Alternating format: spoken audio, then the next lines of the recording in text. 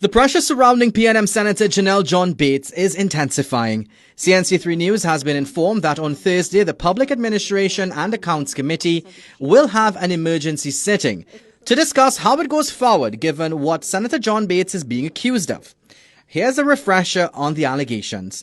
The committee, made up of government, opposition and independent members, is probing how the state acquires pharmaceuticals. The questions mostly cover the period where Terrence Yalsing was health minister. Yalsing submitted a statement to the committee via a Word document. However, it appears that Senator John Bates, a member of the committee tasked with scrutinizing Yalsing, may have assisted him in drafting his statement.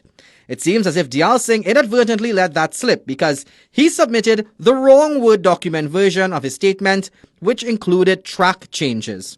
Think of track changes like a digital pen that highlights every edit made so others can see exactly what was added or removed before the final version is saved.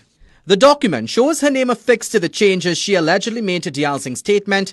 Here's one where the person named Janelle John Bates scratched off a few lines and offered some advice on what should be omitted from the witness statement. The other changes were allegedly made by Senator Faris Al-Arawi, but he is not a member of the committee. Now, we understand at the very least the PAAC will ask John Bates to resign from the committee. But will the PNM take any action?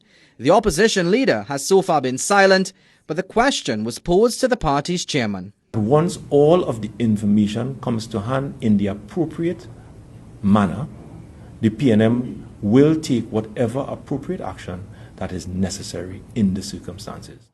However, Gonzalez underscored that the committee's business is still ongoing and therefore parliamentarians and the public are barred from commenting. Meanwhile, we asked Camille Robinson-Regis, the other PNM member on the committee, for a response. Robinson-Regis, like Al-Rawi on Tuesday, expressed concern that an in-camera and private part of the meeting was made public. She said whatever she has to say will be ventilated when the committee meets. Now, we sought comments from the government members of the PAAC and the leader of the Senate bench, but they offered none.